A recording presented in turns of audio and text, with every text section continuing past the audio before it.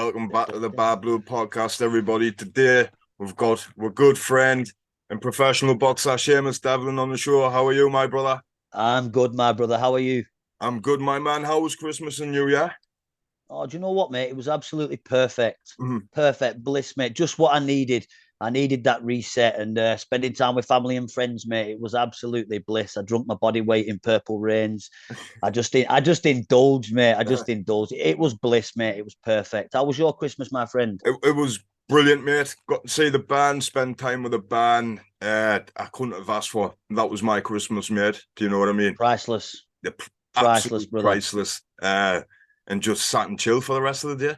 It was all right. Yeah, I loved it. magic, mate. Magic. I 100%. recharged them batteries well and truly, mate, over Christmas, and it was needed. 100%. And like you say, recharge the battery, Seamus. The last time we spoke, you had like 27 fights. You're now on 50.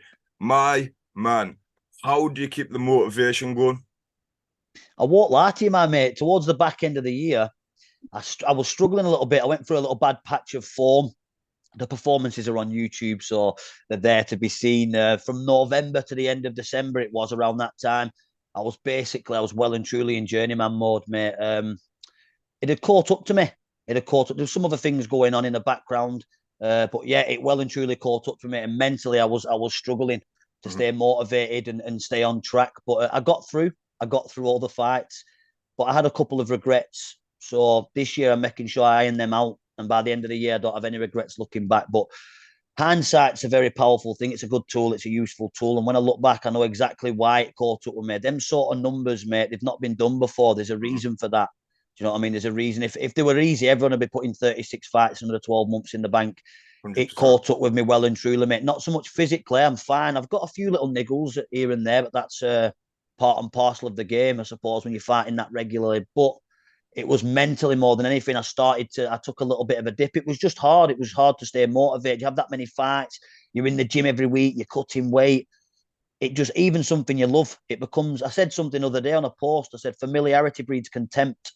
And there's never a truer word spoken, my friend. I mean, I love boxing, but I was doing it that much that it even got to me in the end. And it was like over Christmas, I didn't want to see a fucking boxing bout. I didn't want to hit a pad. I didn't want to see the road. I Mhm. did absolutely no training. That's what I needed, mate. So this year, I'm looking at not doing as many numbers. So I don't really want to fight 3, 4 times a month. I want to fight once or twice a month now and Right. enjoy my boxing a little bit more. We'll get the results, mate. Um, I seen on an interview the other day, VIP interview. Big shout out to Lee Hogan. Mhm. Always gives me a mention, mate, on the interviews. And I seen one last night with Jamie Quinn, and I got a good shout on that. And he said to me before, "You're a good test for any prospect from 0 to 10 fights." Mhm. You know what I mean? You could turn these prospects over. I can beat, and I know this, mate. I've had 58, 57 razor close defeats to guys that have fought for Southern area titles. I've Mhm. been in competitive close fights, mate. So I know, but when you're doing so many fights and you're doing the numbers, you're fighting one week, then it might be a southpaw the week after. And you've got to think about the fight ahead. So Yeah. you can't self-preservation. I think I've touched on it before. Self-preservation has to come before your pride, and it's not easy, mate. And I think that's why it caught up with me. And I ended up in a little bit of a mental funk towards the end of the year. So obviously, you're saying you fought guys who fought for central area titles and stuff like that. It's not just that, Seamus. You're fighting these kids who have done absolutely unbelievable in the amateurs, the pedigree they have, the talent, the tip to do this and that in the future. You never seem to shirk a challenge, and that's an Never, impressive mate. thing. And that's why I wanted to say the motivation to keep going, because some people would have a look at the list, like, because we will touch upon it, how you're going to start this year, and some people would get past that first fight and then they would crumble, because we're saying what it takes a lot of sacrifice for a boxer when he's having 1, 2 fights a year, but you're on the go like you say 3 times, 4 times a month. That has got to be draining. Is it vital for it? Sorry, is it vital the support you get from your family and the team in the gym? Is that a 100%. spur of motivation, or is it just truly you have to plug yourself and just get down with it, Yeah. get the bit between your teeth and go? Yeah, any advice I'd say for anyone that's looking to go on the road and do that sort of thing, I would say that if you've got a good family network, a good support network, that helps. And also, you touched on it, the gym. a conducive environment for producing good fighters, that's going to be in the gym.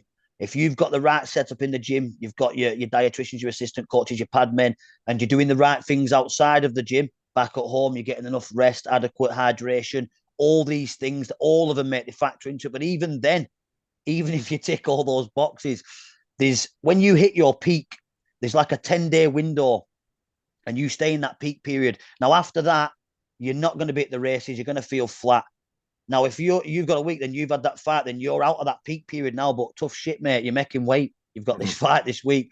So it's hard, mate. You feel dead lethargic, dead slow. So there's going to be times, I'll say to any fighter that's looking to go on the road, there's going to be times where you feel like the lungs are burning, the legs are like lead, and you just have to get through and use the tricks of the trade. And this is why it's vital to be in that gym and to drill and to constantly be around it and obsessing and studying, which is what I wasn't doing towards the back end of the year. But as I say, I've got that love back. But yeah, you need to be 110% on it. But even then, mate, it's really tough. You can't sugarcoat it anyway. You can live the life all you want. You're going to have those nights where you're not at the races, mate. And it's just hard. And that's, as I say, learning the tricks of the trade, being able to hold, spoil, range management, all these things.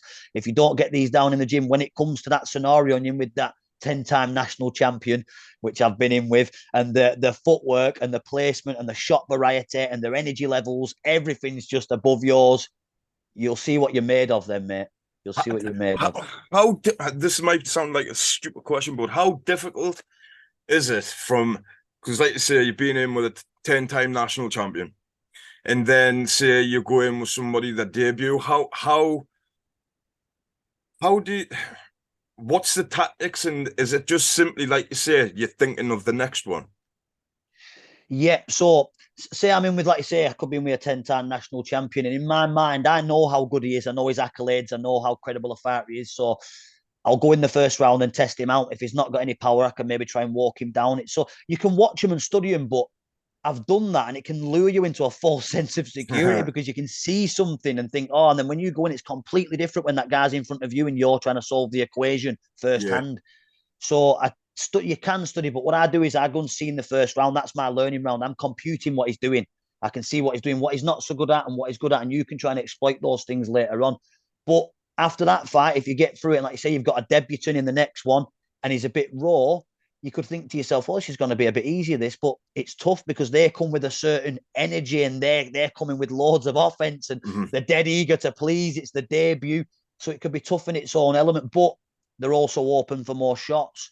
So it's a strange one, mate. I mean, I've gone into fights with lads that have had a couple and thought this is going to be a breeze, and it's been fucking nightmare, mate. It's been really tough. And then gone in with lads that have had a dozen fights or 10 fights or more, and I felt really, really comfortable, mate. Really, really comfortable. It's as I say, I touched on it earlier. It's you can't be at the races every week. So you could have an idea in your mind and say, you know what, I'd check this kid out. I fancy the job. And then when you get in there, when that first bell goes, the whole thought process can change, mate. See, good start of the year that you've got booked in, mind, Seamus, because you've got one next month, you've got 2 in March and 1 in April. But these opponents, let's touch upon them. Your first one, Alexander Branston Cole, ABA competitor, fantastic boxer. Then the next one, because like I say, I really did want to touch upon this as well. J.R. Smith, and then you've got Ollie Edwards, mate. That is going to be a really tough fight against Ollie Edwards. Real tough. Mate. Do you know what? I wasn't. You know more than me, mate. I don't think I've gone that far down my box, Rick. The first 2 names you mentioned there, well, the first 3 I was aware of, but I haven't gone that far down my box, Rick. But yeah, do you know what, mate? I always presume they're all going to be tough. But obviously, if I start looking at Ollie Edwards right now, I've got 2 or 3 guys before him, so one guy at a time. But if I get through those 3, God willing, that's when I'll start having a scan at this lad, because if I've looked too early, it's no good really. I've got 3 different styles coming at me beforehand. Right. Well, like I say, I'll just offload this then. He's sparred Dillian White over in Portugal before. He's 6-0, I think he is, or 6-0, 7-0, and he's tipped to be a future world champion.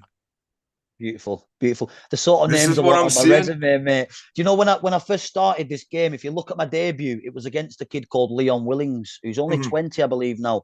I believe a future British champion there for sure. Whether he goes further than that remains to be seen. But that was my debut. He's a big, strong kid. He'll be at light heavyweight in no time, that kid. He's at super middle now, but he's still filling out. That was a tough debut. I got through that.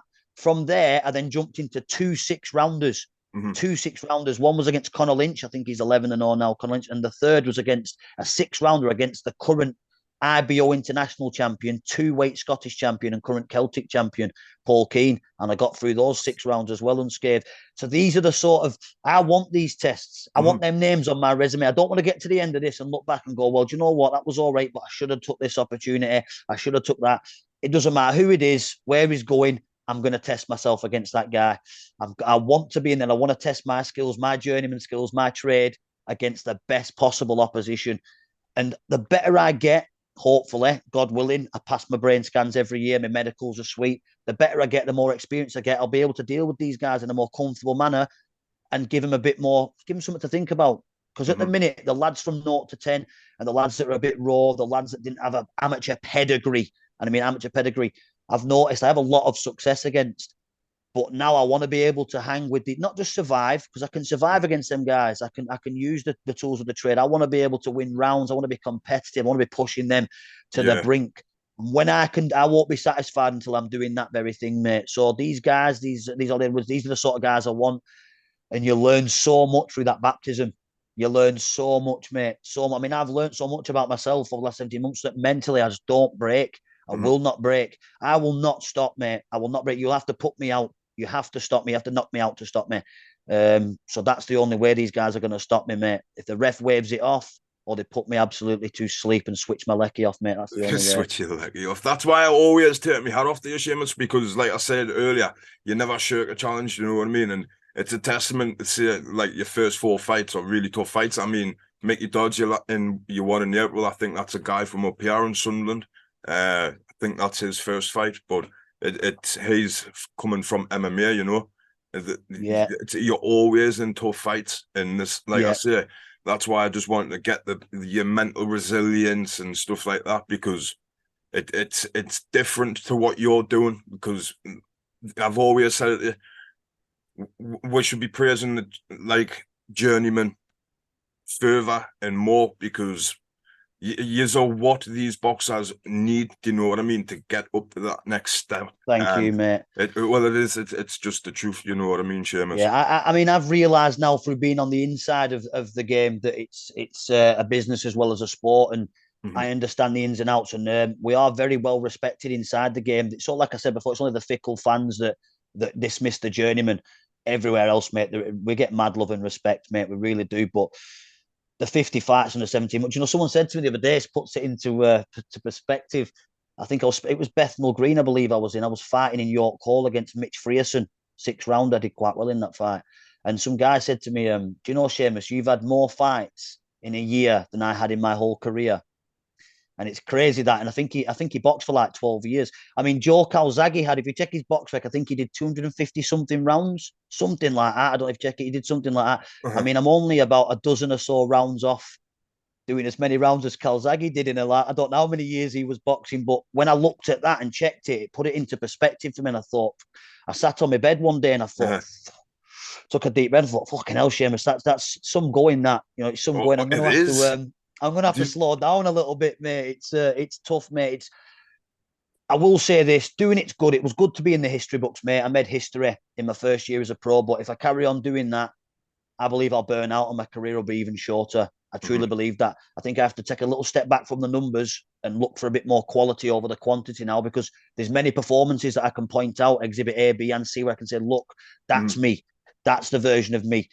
There's been many fights, mate, but it is what it is, mate. Everybody knows it's a tough game. It is a tough game. But this year, mate, I'm getting results 110%. It's happening, mate. That's what we like to hear. Is the meetings with the board going okay still, yeah?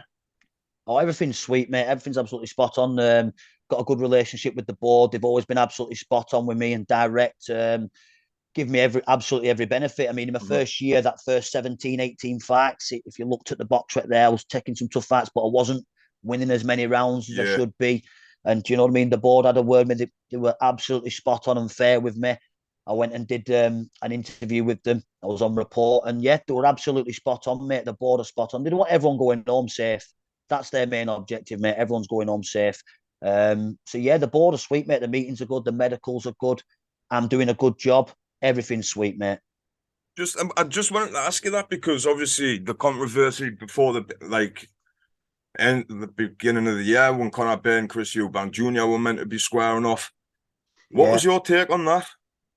Oh, it was. I don't. Do you know what I was thinking about that today as well? Funny enough, I saw something on social media that a fighter put up of a before and after picture of Conor Ben and his legs, and I was looking, and it is dubious, but I didn't want to have an opinion one way or the other because I don't know what that guy does in his personal life. I don't know what he does in his spare time. Is there some red flags or indicators there to suggest that maybe he was doping? Yeah, but I don't know, mate. That's why I didn't take to social media and put my opinion out there because I wouldn't like it if it was the other way around and I was under that scrutiny and nobody had any proof one way or the other. But there is two tests, and I haven't seen these tests. This is what I mean. I don't know, mate. I think the public, the boxing public, are like mushrooms, aren't they? With stuff like this, we're kept in the dark and fed shit, fed what we needed to 100%. be fed. But it's a strange situation. I was wounded, mate, because even though it was a strange fight, it still had a magnitude, didn't it? It had a pull to it, didn't it? I mean, I was 100%. saying, I was like this, you know what I mean? I'm going to tune in regardless of what I think of the fight. And yeah, it definitely had a magnitude to it, mate. But I tried to keep my opinion about the whole drug scandal away, and how the board dealt with it is how the board dealt with it. But How yeah, I would don't have an you opinion one way or the other. how would you have dealt with it personally? Do you If mean if if I was if say if you were in Conor Ben's shoes and that happened to right? you, Yeah. how would you handle that? Well, if I knew otherwise, and he's saying that he's innocent, if I knew otherwise, I would make it public. I would show proof.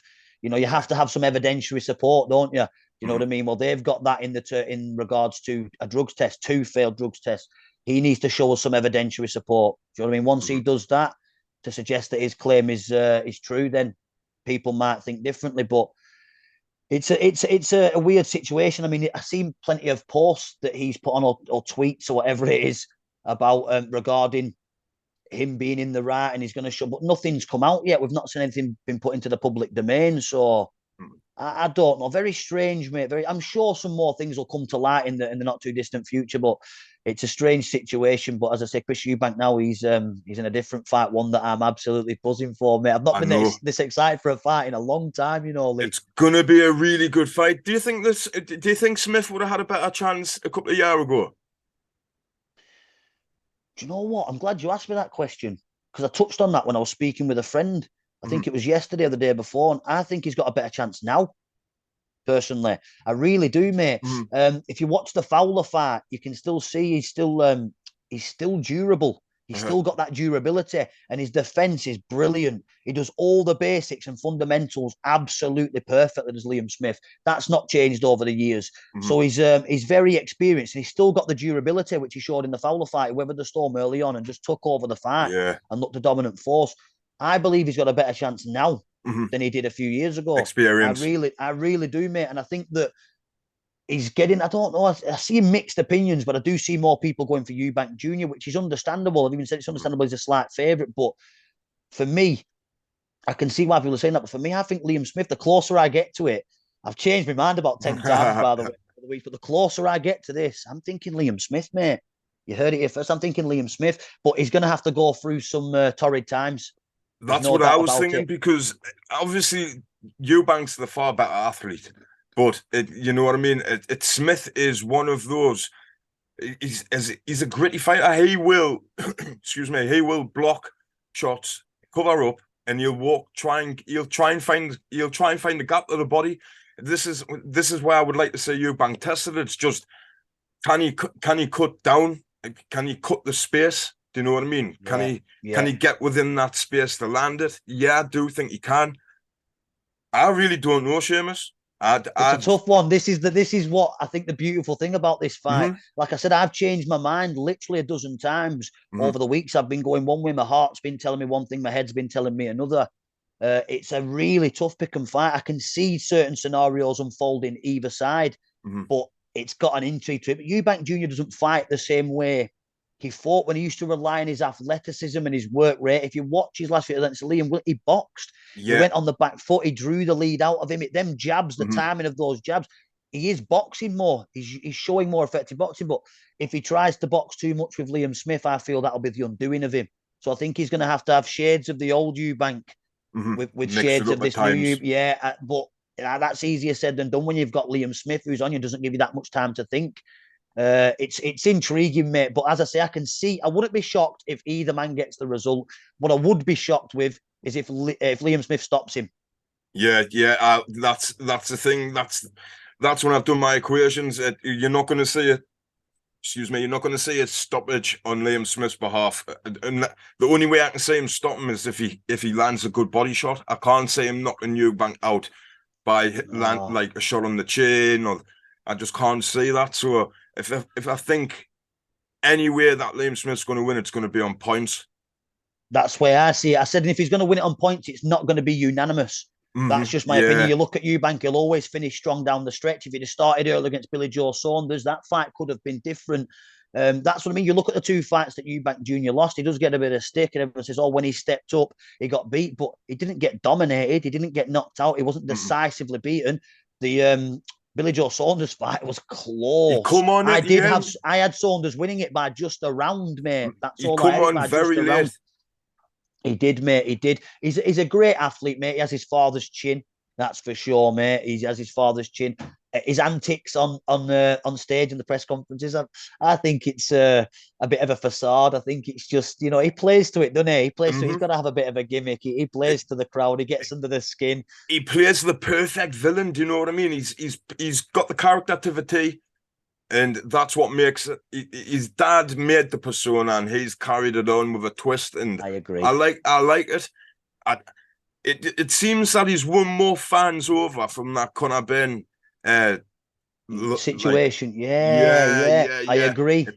People are warming into him now. Like the Twitter is like just full of, I hope Eubank knocks him out. I hope Eubank knocks him out. I'm thinking, wow. At once upon a time, it was, I hope this cheeky, flamboyant. Well, I saw the changing of the tide when the comments that Liam Smith made at the press conference, which about his sexual orientation. But I'll be honest, I didn't see anything much wrong in it. Do you know what I mean? It wasn't. It was a bit of a to and fro. They got a little bit personal. There was a little bit of a shock factor, but not much, mate. I thought there's been way worse incidents back in the 80s and the 90s. There was well worse incidents at press conferences. De La Hoya Mayorga. Exactly, mate. That was another Mosley Mayorga. Yeah, exactly, mate. It was always Riddick-born Mayorga. They were always around some controversy, weren't they? But 100%. It wasn't that bad. And you know something, mate? From my personal experience of meeting the Smiths firsthand, I fought on the Liam Smith undercard in his last bout. When he walks down the tunnel to come out, he actually looks at someone and gives a little nod. That was me in the doorway, because I was a float fight. I ended up fighting after Liam, but Liam, I've met Liam, I've met Callum, I didn't speak to him, and I've met Paul a couple of times, and I will tell you, what you see is what you get, and they are the nicest blokes in boxing. They really are, mate. They are genuine guys, really down-to-earth blokes, and they're nice guys, mate. They really are. Just one comment at a press conference can sway a few people, but that's, like I say, it's the nature, innit, of fickle boxing fans. The tide can change real quick.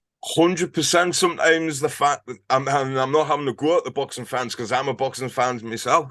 Do you know what I mean? Sometimes we're so fickle, because one statement will say, yeah, right, we hope he does this. And then the next, you're always generating characters, and I just hope we get a good fight, which I think all the comments in the pre-antics shows we're going in for a good fight. Do you know what I mean? We are going to get a great night.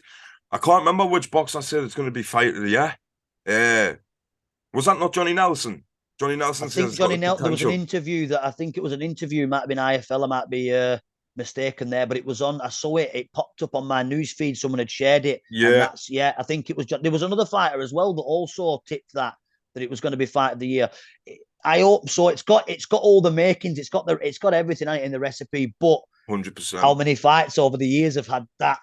And then they've been a bit of a stinker. It's not been quite as good as once anticipated. But I believe that this is the sort of fight. I hope I'm not wrong. Anyway, this is the sort of fight that can't be boring. It just can't be boring.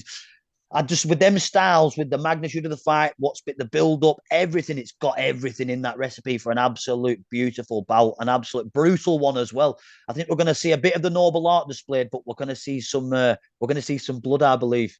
Somebody's heart is it's gonna be tested tonight. That's for sure. Someone's heart, both hearts are gonna be tested tonight. That's just the way I see it going. And I'm not gonna go on I'm not sitting on any fence. I can't. I'm not Come on, gonna just make a just prediction. just for the sake, we'll both come off the fence here now, mate. Yeah, I'll come off the fence. If gun to my head type situation, yeah, and I'll say, oh, I don't know if to go with the head of the heart here. I'm going to say Eubanks Jr. late down the stretch stoppage. That's what I'm going to go with. I'm going to have to go with, yeah, I'm going to have to go with my heart. But my head tells me Liam Smith on a split decision. But I'm going to go with my heart and say Eubanks Jr. late stoppage down the stretch. I'm gonna go for a hell of a fight, a war in patches. Eubank Jr. majority decision. Majority decision. That's a good guess, my friend. That's a good Majority. guess.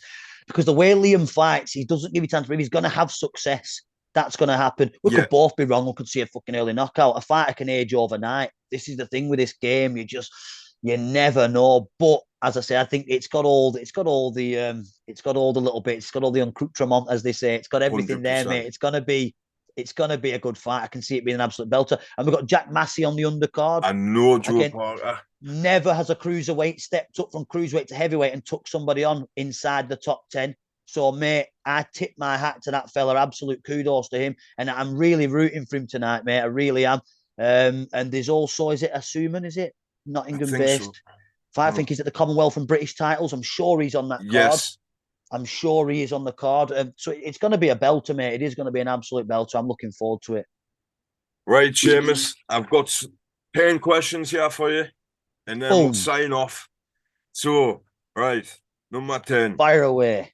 Which fighter, past present, would be a dream fight?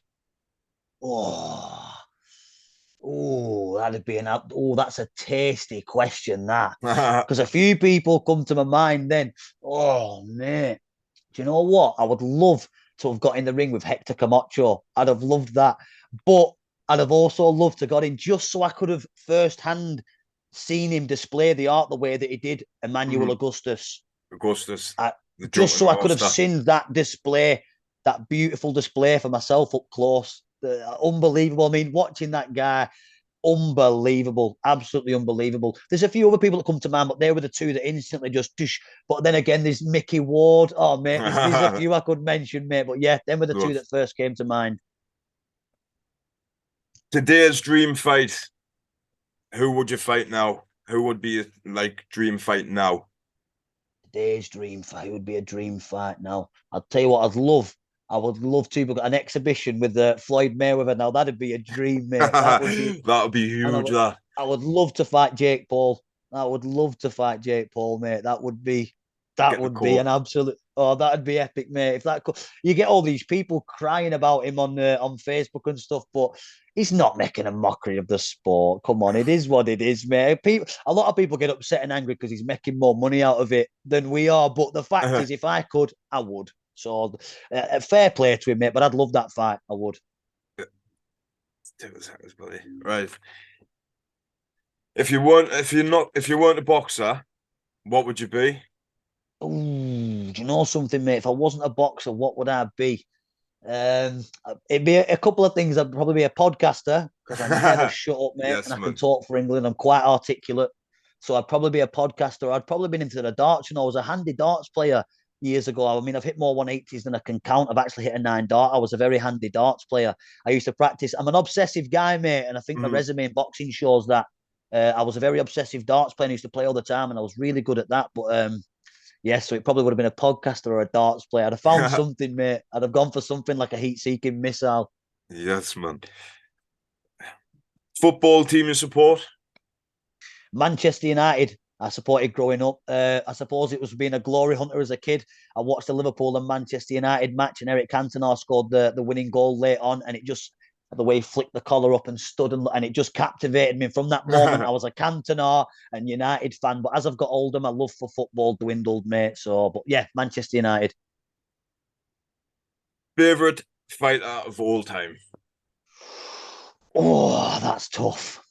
That is Very tough, tough. that one. That is really tough, mate, because there's about a dozen names that just pop up into my mind. I'm going to have to go for the boxing purist side of me here now. The boxing technician. And for me, Floyd Mayweather of all time, how he makes boxing look so easy, and his defensive craft and his cat-like reflexes and his range management, his shot variety, the longevity of his career, the names on his resume. He's just different. He's just different, mate. And I watched that career from early on as well. Do you know what I mean? So I watched that career from more or less at the start. I mean, one of my old friends, we don't see much of each other anymore, was a massive boxing fan, and his dad was a huge boxing fan. God rest him. He's no longer with us, and he put me on to Mayweather when I was a kid, and I was just captivated by him then. And still now, I think of all time, it's got to be Floyd Mayweather. Favorite food and junk food. Oh mate, easy pizza, Pizza. easy pizza, bro. Oh mate, when I was a kid, I could have lived on pizza. I love the stuff, mate. What's Absolutely love the stuff. what's your favorite? Oh, I'm a margarita. I'm a plain Jane. I'm a margarita man, but I do like a meat feast. Meat feast. I do like a meat feast, mate. I'm partial to a meat feast. Garlic sauce or chili sauce? Garlic, Garlic. garlic, my friend. Got to be, my man. Garlic All all the day, way. my man. Yes, brother, you know this. Garlic all the way. Best fighter you've shared the ring with in a fight or sparring? Ooh. Ooh. Best fighter I've shared the ring with in sparring has got to be Mark Heffron. Got to be Mark Heffron. Absolute gentleman. Got dynamite in either hand. Never took a liberty. Mm-hmm. Never did more than he had to in the sparring. And just unbelievable. You could see that he was never getting out of second gear. You know what I mean? It was the sparring was tailored for us, I should say, for us to develop and learn. But that's got to be him, and Jack Flatley are definitely up there. Jack Flatley, the quiet storm, he's exactly what he says on the tin. A quiet lad, but he's in there. He's a storm. In the ring, it is a toss up between a couple of people, to be fair. Paul Keane has got to be one I've got to mention. He's from he's from good stock. His dad is called Paul Skyax Keane on Facebook. They're Dundee based, I believe. They're from Dundee. Brilliant people. He's been at it. I think he was a kickboxing world champion before he turned over, but brilliant fight. He was hitting me with shots. They were just so fast, mate. It was unbelievable. I mean, I thought he cracked my rib in the second round, and I had soft tissue damage there for the next 6, 7 fights, which nobody knew about because I'm a warrior, mate, and I just got through. But I had soft tissue damage around my rib cage for 6, 7 fights following that Paul Keane fight. He was brilliant. Leon Willings, but he's still got to develop. It remains to be seen where his skill level goes. Whereas Paul Keane, I believe, is the finished article in terms of ability. There's a few, mate. But Paul Keane's the one that sticks in man. But Niall Brown as well. Niall Brown, keep an eye out on Niall Brown. He's absolutely brilliant, Niall Brown. Class. I really do believe that lad's going to go on to world level. Just keep an eye on him. He boxes under Black Flash Promotions under Pat Barrett. And another guy is giving my 2 toughest nights, and he's from up your neck, Matt McCallum. Oh, yes. Yeah. Matt McCallum, the king of the north, strong, horrible, strong southpaw, and was on me for 6 rounds. He actually made me spew at the end of my last 6 rounds. It's on YouTube. You can see it. Someone's actually put the caption on. He actually, honestly, mate, he hit me with some hideous uppercuts and body shot, and he was just on me for 6 rounds, mate. But I did it with him twice. I was dumb enough to run it back with him, so I've done 12 rounds with Matt McCallum. But yeah, they're the best 3 that come to mind. There's a couple of others, mate, but I've been reeling names off. But they're just the 3 that stand out, if you will. One fight you could see in the flesh, past or present. Oh, Gatti and Ward. 100%. Gatti and Ward. 100%. And if it wasn't Gatti and Ward, it would have to be Barrera Morales. If we're talking domestic, Macklin and Moore. Now, those fights I just mentioned, if anybody hasn't watched them fights, anybody that's watching this that hasn't seen them fights, maybe for the younger generation, get on those fights. Get on 100%. Those fights. Gatti Ward, Morales Barrera, Macklin and Moore. Watch those fights, people. Seamus, I'm going to have to cut you there, bro. We've got like 2 and a bit minutes left. It's been a pleasure to have you on, my brother. Hopefully, we'll catch up with you sometime in the Absolute future. pleasure, mate. Honestly, Absolute pleasure. As soon as you messaged, mate, I made sure I had some free time. I've always got time for you, mate. You know that, pal. Always, mate. So it was an absolute pleasure. Thanks for having me back on. And as I say, mate, there'll probably be a part 3 and 4. We'll see when I'm the quickest centurion in history. I'll be back on and I'll 100%. grace you with my presence, brother. No worries, my man. Much love, my brother. Cheers, Thank Seamus. you. Much love and respect. God bless, brother. Bye-bye. Same to you, Bye. my man.